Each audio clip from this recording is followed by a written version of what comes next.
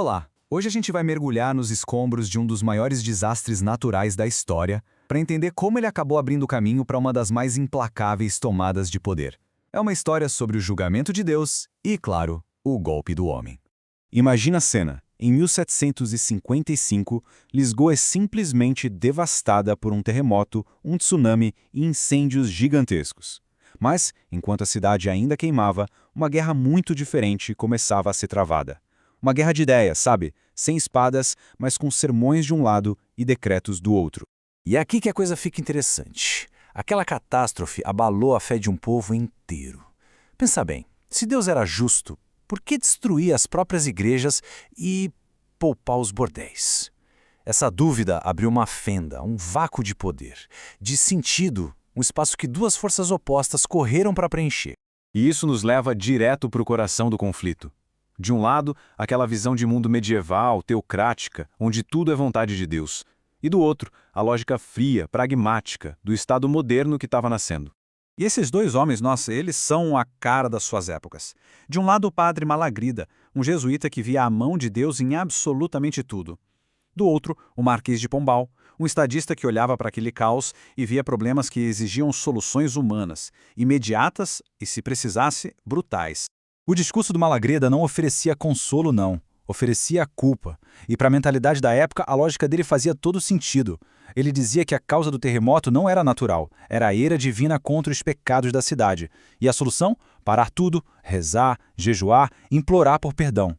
Já o Pombal, a resposta dele se tornou o lema de uma nova era. Completamente diferente. Ele não tinha tempo para debate teológico. As ordens dele chocaram a sociedade religiosa. Jogar os corpos no mar para evitar a peste. Enforcar saqueadores na hora, sem julgamento. E, acima de tudo, reconstruir. E é aqui que a gente entende que a briga não era só de ideias, né?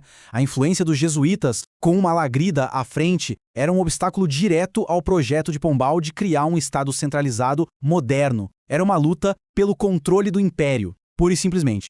A tensão entre os dois lados só aumentava. Pombal precisava de uma brecha, uma oportunidade para eliminar seus adversários de uma vez por todas.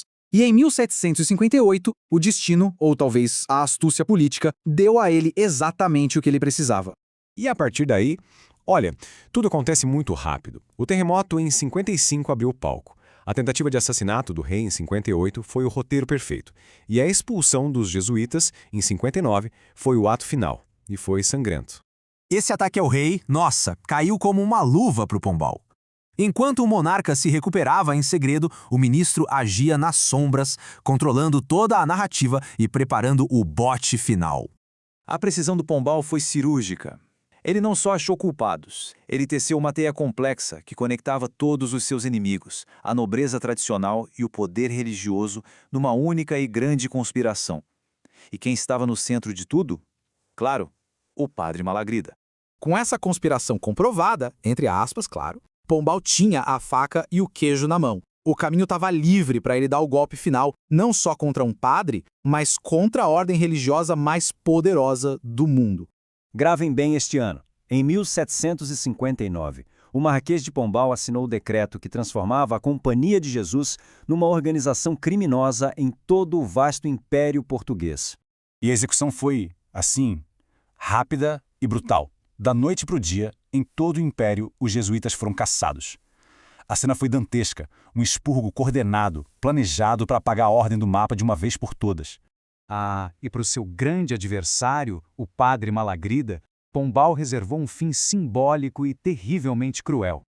Malagrida, o profeta da ira divina, foi condenado pela Inquisição, que agora era controlada pelo próprio Pombal, e executado num grande espetáculo público. Foi o ato final desse teatro político. No fim das contas, Pombal venceu. O Estado moderno triunfou sobre a Igreja. Mas essa vitória, ela teve um preço altíssimo.